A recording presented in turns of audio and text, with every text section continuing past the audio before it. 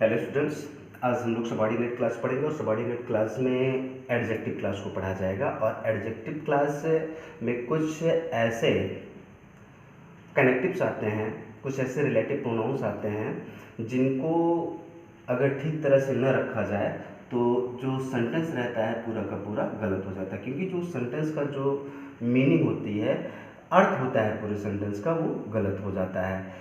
सबसे पहले हम पढ़ेंगे एक रिलेटिव प्रोनाउन होता है बट को हम कंजंक्शन के रूप में पढ़ते हैं, इसमें कोई दो राय नहीं है। अब इसको हम देखते हैं कि रिलेटिव प्रोनाउन के रूप में ये कैसे आता है हमारे सामने और कैसे इसको हम सॉल्व करते हैं। जैसे एक एग्जांपल के थ्रू इसको समझने का प्रयास किया जाए। जैसे लिखा जाए, there was not a soldier, there was not a soldier.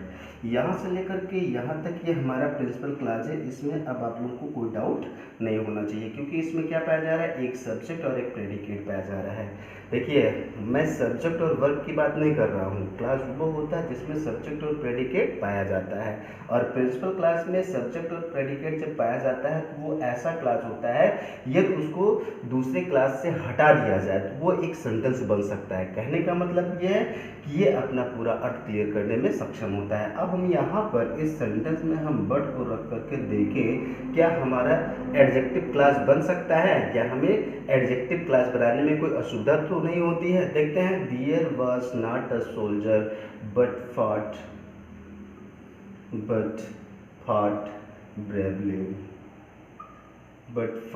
Bravely, sentence देखिएगा, यहाँ से लेकर यहाँ तक ये हमारा प्रिंसिपल क्लास है और यहाँ से लेकर के यहाँ तक ये हमारा सबॉर्डिनेट क्लास है। और सबॉर्डिनेट क्लास में भी ये किस प्रकार का सबॉर्डिनेट क्लास है, ये हमारा एडजेक्टिव क्लास है। जब हमको यहाँ पे बट मिलता है तो हमें थोड़ा सा कन्फ्यूजन हो जाता है कि कहीं ये कंजंक्शन तो नहीं है। स्टूडेंट्स यहाँ पे थोड़ा सा ध्यान दीजिएगा, ये हमारा कंजंक्शन नहीं है, ये हमारा रिलेटिव प्रोनाउन है। और ये एक ऐसा रिलेटिव प्रोनाउन है जिसमें हु और नॉट अंडरस्टूड है। ध्यान दीजिएगा, यहाँ पे हु और नॉट अंडरस्टूड है। पहले चीज, यदि इसको हम बट को हटा करके, यहाँ से जो बट लगा हुआ है इसको हम हटा करके और हु डिड नॉट लगाते तो सेंटेंस हमारा सही हो जाएगा। और अगर हु डिड नॉट लगाएंगे, हु डिड नॉट लगाने का एक रीजन ये भी है क्योंकि ये हमारा पास्ट इंडेफिनिट टेंस का स्ट्रक्चर आया है, तो यहाँ पे हम करेंगे क्या, पार्ट को प्रेजेंट फॉर्म में ला देंगे और यहाँ पे हम हु डिड नॉट का प्रयोग कर देंगे। पहली चीज, एग्जाम में पूछा क्या जाता है, कभी कभी कर क्या दिया जाता है, यहाँ पर नॉट लगा दिया जाता है, सेंटेंस हमारा क्या हो जाता है, गलत हो जाता है। क्यों गलत हो जाता है, क्योंकि बट में हु नॉट का भाव छुपा रहता है, इसलिए यहाँ पर हम नॉट का प्रयोग नहीं कर सकते हैं। ध्यान दीजिएगा, एक सेंटेंस के माध्यम से इसको और समझने का प्रयास किया जाता है। जैसे कहा जाए, there is none but loves his country, loves his country। Sentence को हम देखते क्या है कि यहाँ से लेकर के यहाँ तक ये हमारा प्रिंसिपल क्लास है, और इसके बाद में जो आने वाला क्लास है ये हमारा सबॉर्डिनेट क्लास है। और सबॉर्डिनेट क्लास में भी हमारा ये एडजेक्टिव क्लास है, इसको चाहे लिख लीजिएगा यहाँ पे ऐसे करके। अब देखते क्या है कि यहाँ पे बट किसका भाव दे रहा है। ध्यान दीजिएगा, बट के पहले आने वाला जो एंटीसीडेंट है वो किसके लिए यूज किया जाता है, व्यक्तियों के लिए यूज किया जाता है। नन का प्रयोग हम व्यक्तियों के लिए करते हैं, वस्तुओं के लिए नहीं करते हैं, इसलिए यहाँ पे बट का शाब्दिक अर्थ क्या होगा, हु होगा, और नॉट इसमें अंडरस्टूड होता है। अगर यहाँ पे हम बट को हटाना चाहें तो यहाँ पे दैट का प्रयोग कर दिया जाएगा, क्योंकि ये हमें पता है ये एंटीसीडेंट के पहले नन का प्रयोग, एनीथिंग का प्रयोग, नथिंग का प्रयोग मिलता है, तो वहाँ पर हम दैट का प्रयोग करते हैं। तो यहाँ पे दैट भी किसका भाव देता है, हु का ही भाव देता है, इसमें हु और नॉट छुपा हुआ है। अगर इसको हम यहाँ पर रखना चाहें तो यहाँ पे हो जाएगा that does not love his country. हमको फिर यहीं पे ध्यान देने की जरूरत है, जो क्वेश्चन पूछा जाता है वो क्या क्वेश्चन पूछा जाता है, यहाँ पर इस क्लास में हम नॉट का प्रयोग नहीं कर सकते हैं, क्योंकि बट में हमें नॉट का भाव छुपा रहता, हमको छुपा हुआ मिलता है। तो इसको ध्यान से देखिएगा। एक सेंटेंस हम और देखते हैं। There is nothing, there is nothing but can be solved. इस सेंटेंस को भी समझने की आवश्यकता है। यहाँ से लेकर के यहाँ तक ये हमारा प्रिंसिपल क्लास है और यहाँ से लेकर के यहाँ तक ये हमारा सबऑर्डिनेट क्लास है, और सबऑर्डिनेट क्लास में भी कौन सा क्लास है? एडजेक्टिव क्लास है। बार बार इस चीज़ को मैं दोहरा रहा हूँ। और इस एडजेक्टिव क्लास में यहाँ पे विच और नॉट छुपा हुआ है। हालांकि यहाँ पे विच को हम रख नहीं सकते हैं, यहाँ पे लगेगा तो दैट ही लगेगा, क्योंकि इसके पहले आने वाला जो एंटीसीडेंट है वो हमारा नॉन लिविंग थिंग्स है, और ऐसा नॉन लिविंग थिंग्स है जो अनकाउंटेबल नाउन है। और हम नथिंग के बाद में कौन सा रिलेटिव प्रोनाउन लगाते हैं? दैट लगाते हैं। लेकिन वहाँ पर भी दैट किसका भाव देता है? विच का देता है और नॉट का देता है। इस क्लास में भी बेटा हम नॉट का प्रयोग नहीं कर सकते हैं। अगर नॉट का प्रयोग करना भी होगा तो हम कैसे करेंगे? बट को रिप्लेस करके that can not be solved, इस तरह से हमारा सेंटेंस बनेगा। और अगर यहाँ पे नॉट को रख दिया जाता है तो क्या हो जाएगा? सेंटेंस हमारा गलत हो जाएगा। आपको कंफ्यूजन ना हो, यहाँ पे जो दैट लगेगा वो विच का ही भाव देगा, और यहाँ पे जो हु लगेगा वो भी दैट का ही भाव देगा। सेंटेंस को एक बार ससुरी निगाह से देख लीजिएगा, उसके बाद में आगे बढ़ते हैं। बात की जा रही है बट की। बट यहाँ पे रिलेटिव प्रोनाउन का कार्य कर रहा है।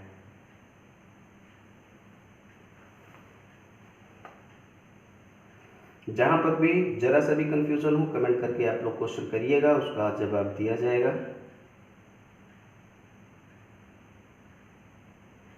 चलिए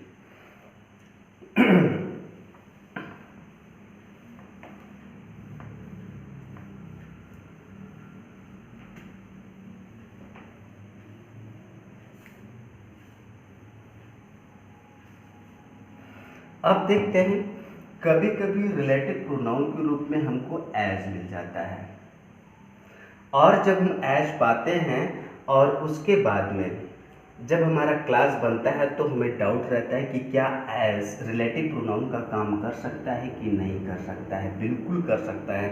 हम सेंटेंस को देखते हैं, जैसे कहा जाए this is the same, this is the same shirt, this is the same shirt है, shirt as I purchased, as I purchased last week। Sentence देखिएगा यहाँ पे, यहाँ से लेकर के यहाँ तक कि हमारा प्रिंसिपल क्लास है, इसमें समझाने की कोई ज़रूरत नहीं है, आप लोग समझ रहे हैं। इसके बाद में जो आने वाला क्लास है इसको भी आप समझ रहे होंगे कि यहाँ पे जो एज है वो किसका काम कर रहा है? रिलेटिव प्रोनाउन का काम कर रहा है। और यहाँ पे एक चीज़ ध्यान देने वाली ज़रूरत है कि यहाँ पे एज को किसी दूसरे प्रोनाउन से रिप्लेस नहीं किया जा सकता है। यहाँ पे हम ना तो हु लगा सकते हैं, ना तो विच लगा सकते हैं। हाँ, अगर लगाना होगा तो हम दैट लगा सकते हैं। क्यों दैट लगा सकते हैं? क्योंकि हम देख क्या रहे हैं कि यहाँ पे जो रिलेटिव प्रोनाउन लगा हुआ है इसके पहले जो नाउन आया है, और उसके पहले हम देख क्या रहे हैं, यहाँ पे द सेम आया है। और अगर किसी भी एंटीसीडेंट के पहले द सेम का प्रयोग किया गया है तो उसके बाद में आने वाला जो रिलेटिव प्रोनाउन है वो या तो एज होगा या फिर दैट होगा। यहाँ पे विच लगा करके सेंटेंस पूछा जा सकता है। अगर आपको ये पता है कि हमारा सबऑर्डिनेट क्लास जो कि एडजेक्टिव क्लास है, और उस एडजेक्टिव क्लास का जो रिलेटिव प्रोनाउन है और उसके पहले जो आने वाला एंटीसीडेंट है उसके पहले, ज़्यादा पहले तो नहीं हो जा रहा है, हमको सिर्फ देखना है कि यदि एंटीसीडेंट के पहले द सेम का प्रयोग किया गया है तो हम एंटीसीडेंट के बाद में आने वाले प्रोनाउन को अगर रखेंगे तो ध्यान से रखेंगे कि वो दैट होगा या एज होगा। कभी भी यहाँ पे विच का प्रयोग नहीं किया जा सकता है। अगर यहाँ पे कोई व्यक्त होता तो यहाँ पर हम हु का प्रयोग नहीं कर सकते थे। किसका प्रयोग कर सकते हैं? केवल दैट का प्रयोग कर सकते हैं या फिर एज का प्रयोग कर सकते हैं। एक सेंटेंस के माध्यम से और समझने का प्रयास किया जाए, जैसे कहा जाए दिस इज, यहाँ पे एज आई परचेस्ड होगा बेटा, यहाँ पे थोड़ी सी गलती होगी, थोड़ा सा उसको मैनेज कर लीजिएगा, क्योंकि यहाँ पे एज के बाद में आई का प्रयोग नहीं किया गया था, सब्जेक्ट का प्रयोग नहीं किया गया था। यहाँ पे जो एज और दैट का प्रयोग किया गया है, यहाँ पे वो ऑब्जेक्टिव केस में आया है। थोड़ा सा ध्यान दीजिएगा, थोड़ी सी गलती हो गई है, इसको मैनेज करिएगा। यहाँ पे किसी न किसी प्रोनाउन का प्रयोग किया जाएगा। आगे देखते हैं, जैसे कहा जाए this is the same girl as he met yesterday। Sentence देख लें, यहाँ से लेकर के यहाँ तक ये हमारा क्या है, प्रिंसिपल क्लास है। और इसके बाद में आने वाला जो क्लास है ये हमारा सबॉर्डिनेट क्लास है। और सबॉर्डिनेट क्लास का जो प्रारंभ हो रहा है वो किससे हो रहा है, एज से हो रहा है। यहाँ पे एज का ही प्रयोग किया जाएगा। यहाँ पे हम या तो दैट का भी प्रयोग किया जा सकता है, नो डाउट। यहाँ पे दैट का प्रयोग किया जा सकता है, लेकिन एज और दैट के अलावा किसी दूसरे प्रोनाउन का प्रयोग नहीं कर सकते हैं। हम देखते क्या है, एंटीसीडेंट के रूप में हमको एक नाउन मिल रहा है और उस नाउन के पहले हमको क्या मिल रहा है, द सेम मिल रहा है। यदि एंटीसीडेंट के पहले द सेम आ रहा है तो उसके बाद में आने वाला जो रिलेटिव प्रोनाउन होगा वो या तो एज होगा या फिर दैट होगा। I mean to say that class will begin with either that or as. ध्यान से देखिएगा, यहाँ पे आपको एक एक चीज क्लियर हो जाएगी।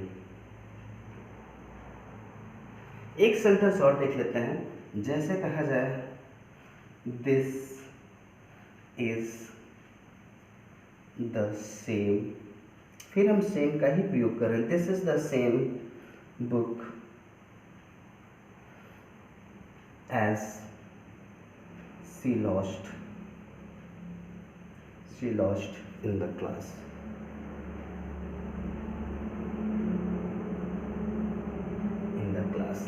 हम देखते क्या हैं कि यहाँ पर एज का जो प्रयोग किया गया वो सही किया गया है। हाँ, एक चीज़ और है, इसको हम बार बार दोहरा रहे हैं। यहाँ पर हम दैट का प्रयोग कर सकते हैं।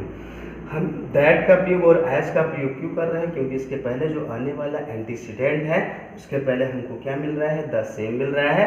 और अगर द सेम मिल रहा है तो यहाँ पर हम रिलेटिव प्रोनाउन के स्थान पे विच का प्रयोग नहीं कर सकते हैं। जब भी प्रयोग करेंगे दैट या एज का प्रयोग करेंगे। एक बार ससरी निगाह से आप लोग देख लीजिएगा, जब कहीं पे आपको जरा सा भी कंफ्यूजन होगा तो बताइएगा।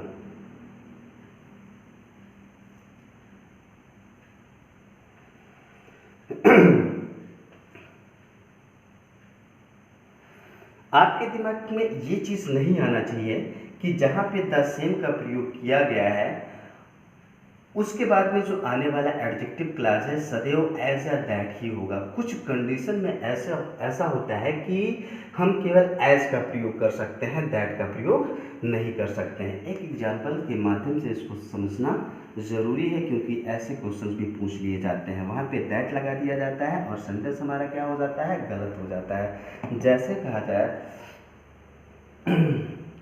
His book is the same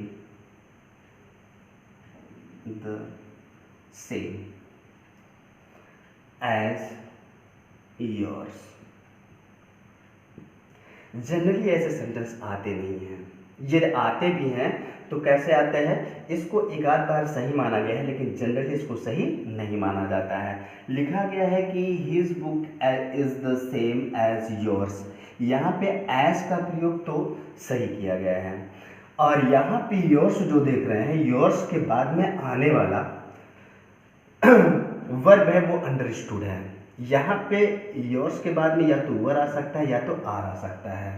यहाँ पे वर या आर आ सकता है जो कि अंडरस्टूड है। इस कंडीशन में हम यहाँ पे एज का ही प्रयोग करेंगे, दैट का प्रयोग नहीं करेंगे। ध्यान देने की जरूरत है, यदि एडजेक्टिव क्लास में जो वर्ब होगा वो छुपा होगा तो हम करेंगे क्या, यहाँ पे एज का ही प्रयोग करेंगे, दैट का प्रयोग नहीं करेंगे। सेंटेंस जनरली किस तरह से पूछा जाता है, इस तरह से पूछा जाता है, this is the same, this is the same book as his. Sentence हमारा बिल्कुल सही है। यहाँ पे लिखा गया है this is the same book, इसी तरह से आता है। कहने का अर्थ यह है कि जो रिलेटिव प्रोनाउन होता है उसके पहले ज़्यादातर हम देखते क्या है, हम एंटीसीडेंट के रूप में किसी न किसी नाउन को देखते हैं। तो ये इस प्रकार का सेंटेंस जो है सही माना जाता है। और यहाँ पे हम देख क्या रहे हैं कि यहाँ पे बुक को पहले रख दिया गया है। लेकिन यदि इस तरह का भी सेंटेंस आ रहा है और एज से क्वेश्चन पूछा जा रहा है तो एज का ही प्रयोग किया जाएगा, दैट का प्रयोग नहीं किया जाएगा। लेकिन यहाँ पे तो सेंटेंस बिल्कुल सही है। यहाँ पे सेंटेंस किस तरह से सही है भी देखने की ज़रूरत है। हम देख क्या रहे हैं कि यहाँ पे जो एंटीसीडेंट है उस एंटीसीडेंट के पहले किसका प्रयोग किया गया है, द सेम का प्रयोग किया गया है। और यहाँ पे हिज के बाद में जो वर्ब है वो छुपा हुआ है। इसका अर्थ अगर हम निकालें तो ये निकलेगा या बिल्कुल वही बुक है जैसा कि तुम्हारा, जैसा कि तुम्हारा, जैसा कि तुम्हारा है।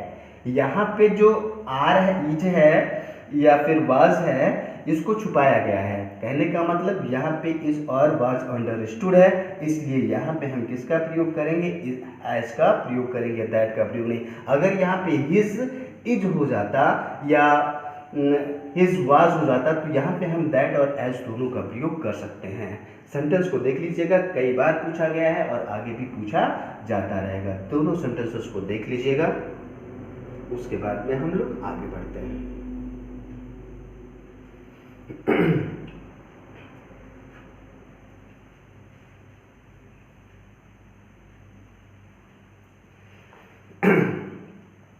आगे देखते हैं।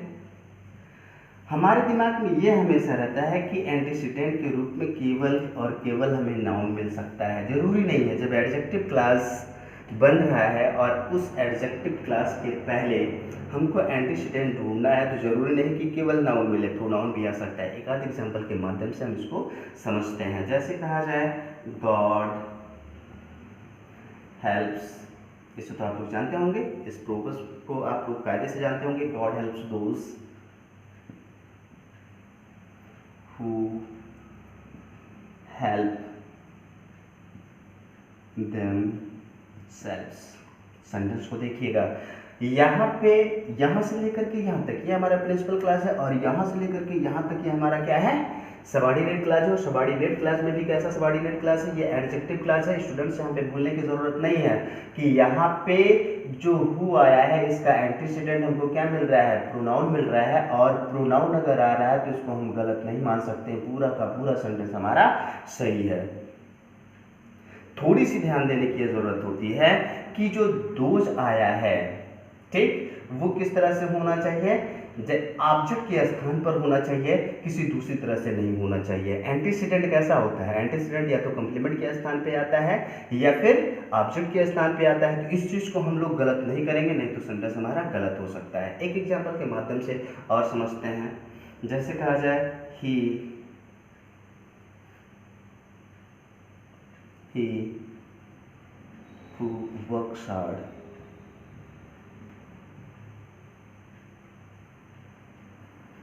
will succeed।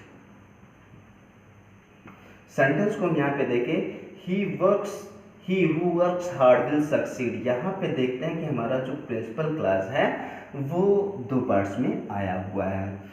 जो प्रिंसिपल क्लास का एक वर्ड है यहाँ पे है और जो बचा हुआ पार्ट है हमारा यहाँ पे है। या हमको सबऑर्डिनेट क्लास को ढूंढना है तो ये सबऑर्डिनेट क्लास हमारा क्या है, हु वर्क्स हार्ड। यहाँ पे जो एडजेक्टिव क्लास है ये इसकी विशेषता बता रहा है। हम देख क्या रहे हैं, यहाँ पे जो हु है इसका एंटीसीडेंट क्या है, ही है। इस वजह से हम कह सकते हैं ये सेंटेंस हमारा बिल्कुल सही है। बशर्ते ध्यान देने की ज़रूरत है कि कहीं पर भी हमको ये मिस नहीं करना है कि हम सब्जेक्ट और प्रेडिकेट को मिस करें। अगर सब्जेक्ट और प्रेडिकेट आ रहा है तो वो या तो सेंटेंस होगा या फिर क्लास होगा। अगर वो सब्जेक्ट प्रेडिकेट अपना पूरा भाव देने में सक्षम है और बिना किसी क्लास के आया है तो हमारा सेंटेंस होगा। अगर कोई क्लास ऐसा है जिसमें सब्जेक्ट और प्रेडिकेट आ रहा है और अपना पूरा भाव दे रहा है लेकिन वो किसी क्लास के साथ में आया है तो हमारा प्रिंसिपल क्लास होगा। सेंटेंस को थोड़ा सा देख लीजिएगा। हमको सिर्फ इतना ही देखना है कि एक सेंटेंस के माध्यम से और समझने का प्रयास कर सकते हैं। जैसे दोज हु हेल्प themselves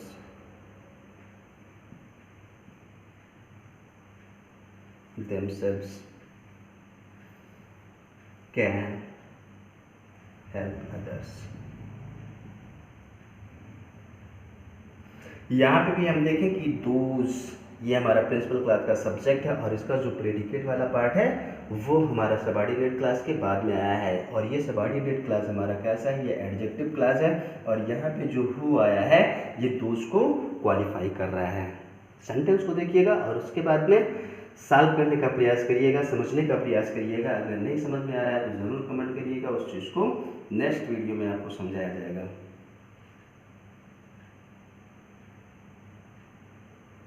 इसका मतलब क्या हुआ, God helps those who help themselves, ईश्वर उनकी मदद करता है जो अपनी मदद स्वयं करते हैं। ही हु वर्क्स हार्ड, वह जो कठिन परिश्रम करता है सक्सेस होगा या सफल होगा। दोज हु हेल्प देमसेल्व्स, वे लोग जो अपनी मदद करते हैं दूसरों की मदद कर सकते हैं। चलिए अब इसके बाद में हम लोग आगे बढ़ते हैं।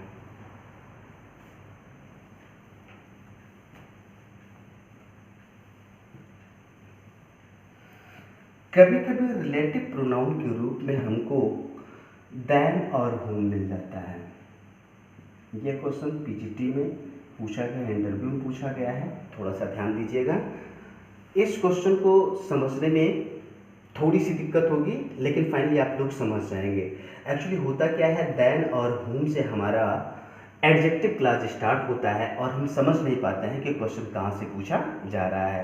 एक सेंटेंस के थ्रू इसको समझने का प्रयास करते हैं। देन के बाद में जो आने वाला क्लास है हमको अभी पहले से बताना है।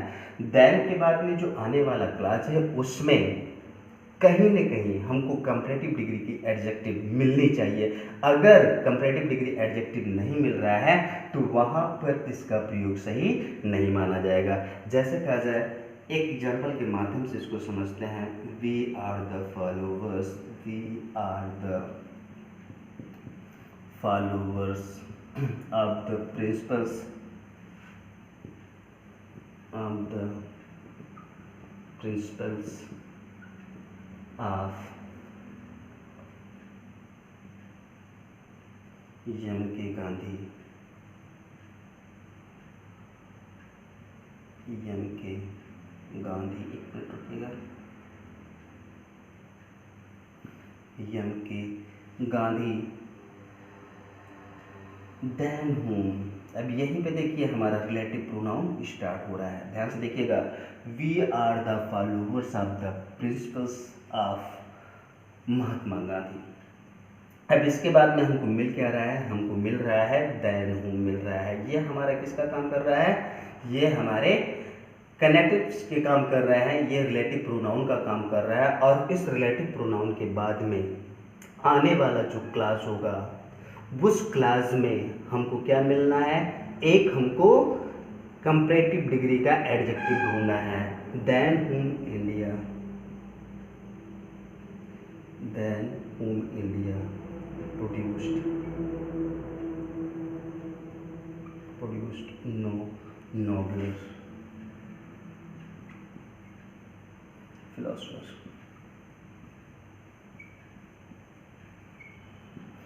सेंटेंस देखिएगा हमें देखना क्या है कि ये प्रिंसिपल क्लास है और ये हमारा सबॉर्डिनेट क्लास है। और सबॉर्डिनेट क्लास, यहीं से क्वेश्चन पूछा जाता है, सबॉर्डिनेट क्लास का जो प्रारंभ है यदि देन whom से हो रहा है तो उसके बाद में कहीं ना कहीं हमको क्या मिलना चाहिए, ये कंपैरेटिव डिग्री के एडजेक्टिव को मिलना चाहिए। अगर नहीं मिल रहा है तो गलत हो जाएगा, पहली चीज। और दूसरी चीज हमको ये देखना है, यदि क्वेश्चन यहाँ से नहीं पूछा जा रहा है और यहाँ से पूछा जा रहा है तो यहाँ पर हम किसी दूसरे प्रीपोजिशन को नहीं रख सकते हैं या दूसरे किसी वर्ड को नहीं रख सकते हैं। अगर यहाँ पे फ्रॉम लगा दें या फिर दूसरा कुछ भी लगा देंगे तो सेंटेंस हमारा गलत हो जाएगा। यहाँ पे हमें आवश्यक रूप से देन का प्रयोग करना पड़ेगा। पहला चीज एक सेंटेंस के माध्यम से और समझने का प्रयास करते हैं। जैसे कहा जाए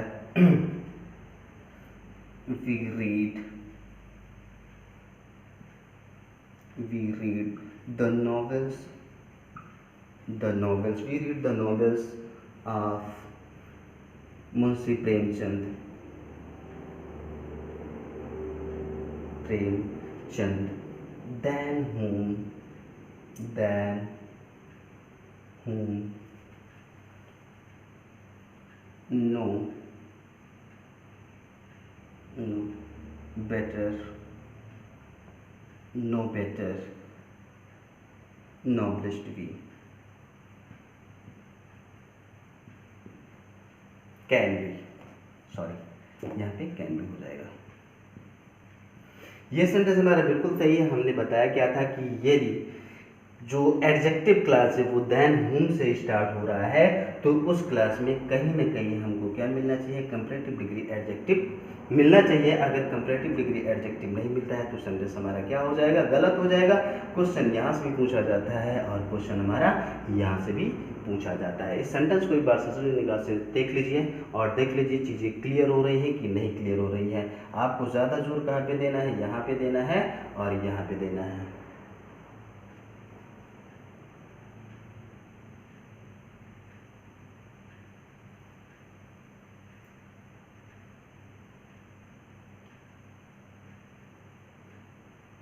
हाँ, अगर यहाँ पे कोई नॉन लिविंग थिंग्स आ जाएगा तो whom के स्थान पे हम which का प्रयोग कर सकते हैं।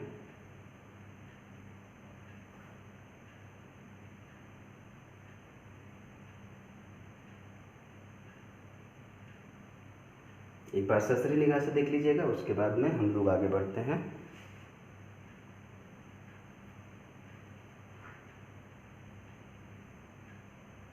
चलिए,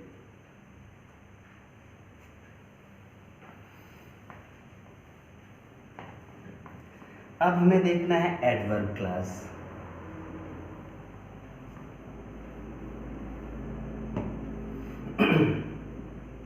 अगला क्लास हमारा क्या है, एडवर्ब क्लास। एडवर्ब क्लास को समझने से पहले हमको ये समझना है कि एडवर्ब क्लास किसे कहते हैं। देखिए, एडवर्ब क्लास को समझिए, ठीक है। उसके पहले क्या आपको एडवर्ब क्लियर है कि नहीं क्लियर है ये भी समझने की ज़रूरत है। जनरली एडवर्ब के बारे में डिफिनेशन क्या बोला जाता है, ये बोला जाता है कि एडवर्ब ऐसा शब्द होता है जो किसी वर्ब को, किसी एडजेक्टिव को या किसी दूसरे एडवर्ब को मॉडिफाई करता है, वही हमारा क्या होता है, एडवर्ब क्लास होता है। फिर से सुनिएगा, एडवर्ब जो मॉडिफाई करता है वो किसको मॉडिफाई करता है, वर्ब को मॉडिफाई करता है, एडजेक्टिव को मॉडिफाई करता है और या फिर किसी दूसरे एडवर्ब को मॉडिफाई करता है। एक सेंटेंस के माध्यम से हम समझने का प्रयास करते हैं, जैसे ही walks slowly, he walks slowly। Sentence हम देखें, ये हमारा सब्जेक्ट है, ये हमारा वर्ब है और ये हमारा एडवर्ब ही है। और एडवर्ब क्यों है, इसके पीछे एक लॉजिक है। वो ये लॉजिक है कि ये वर्ड इस वर्ब को मॉडिफाई कर रहा है। वह चलता है, कैसे चलता है, मतलब इस वर्ब के बारे में कौन व्याख्या कर रहा है, ये व्याख्या कर रहा है। और जो वर्ब की व्याख्या करता है वही हमारा क्या होता है, एडवर्ब होता है। ये बाद में हम बात करेंगे कि जब एडवर्ब पढ़ेंगे तब बताएंगे कि एडवर्ब के जो काइंड्स होते हैं वो कई प्रकार के होते हैं, जैसे adverb of manner, place, time, reason, contest, ये वगैरह, इस सब के बारे में बाद में बात किया जाएगा। पहले हमें ये देखना है कि हम एडवर्ब को पहचान पाते हैं कि नहीं पहचान पाते हैं और एडवर्ब का प्रयोग एडवर्ब का प्रयोग हम सेंटेंस में कैसे करते हैं और एडवर्ब क्लास का प्रयोग भी हम सेंटेंस में कैसे करते हैं, हमको ये समझने में ज़रूरत है। दूसरा सेंटेंस हम ये देखते हैं कि जैसे कहा जाए he is handsome, he is handsome. Sentence हम क्या देख रहे हैं कि ये हमारा सब्जेक्ट है और ये हमारा प्रेडिकेट है और प्रेडिकेट में हमको मिल क्या रहा है, एक टू बी वर्ब मिल रहा है और टू बी वर्ब के बाद में हमको एक कंप्लीमेंट मिल रहा है। और ये हमारा कैसा है, ये कैसा वर्ब है, इनकम्प्लीट प्रेडिकेशन को शो करने वाला ये हमारा वर्ब है। तो इसको कंप्लीट करने का काम कौन कर रहा है, हैंडसम कर रहा है, इसलिए हमारा कंप्लीमेंट है। और देखते हैं कि कंप्लीमेंट का प्रयोग कैसे किया गया है। ही इज हैंडसम, ये हैंडसम क्या रहा है, ये प्रोनाउन की विशेषता बता रहा है, इस प्रोनाउन की विशेषता बता रहा है। और जो प्रोनाउन की विशेषता बताता है वो हमारा क्या होता है, एडजेक्टिव होता है। आप सोचेंगे सर जी भटके नहीं है, हम समझाने का प्रयास कर रहे हैं कि एडजेक्टिव को कैसे कोई दूसरा वर्ड मॉडिफाई करता है और मॉडिफाई जैसे ही करता है वो एडवर्ब में तब्दील हो जाता है। सेंटेंस देखिएगा, जैसे इसको इस तरह से लिखा जाए, he is very handsome, is very handsome. हम देखते क्या है, ही हमारा सब्जेक्ट है, इज़ हमारा टू बी वर्ब है और वेरी हैंडसम ये हमारा क्या है, कम्प्लीमेंट है।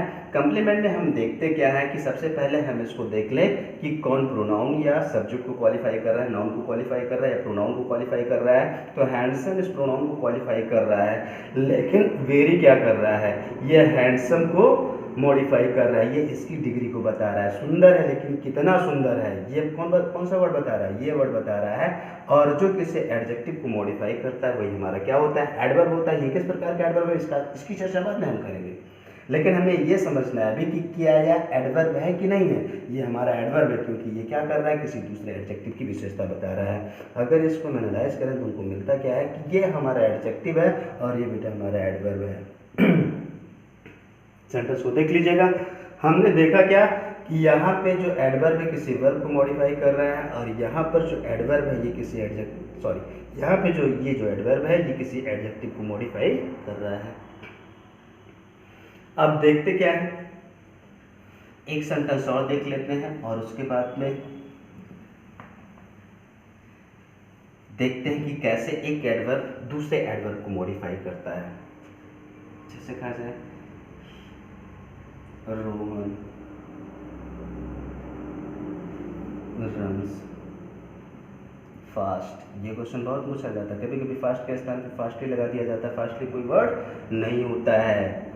ध्यान से देखिएगा, यहाँ पे फास्ट का ही प्रयोग किया जाएगा। फास्ट हमारा एडवर्ब है जो इसको मॉडिफाई कर रहा है। ध्यान से देखिएगा, सुनिएगा, समझिएगा भी। यहाँ पे रन्स को मॉडिफाई करने का काम कौन कर रहा है, रन्स को फास्ट कर रहा है, तो फास्ट हमारा क्या हो जाएगा, एडवर्ब हो जाएगा।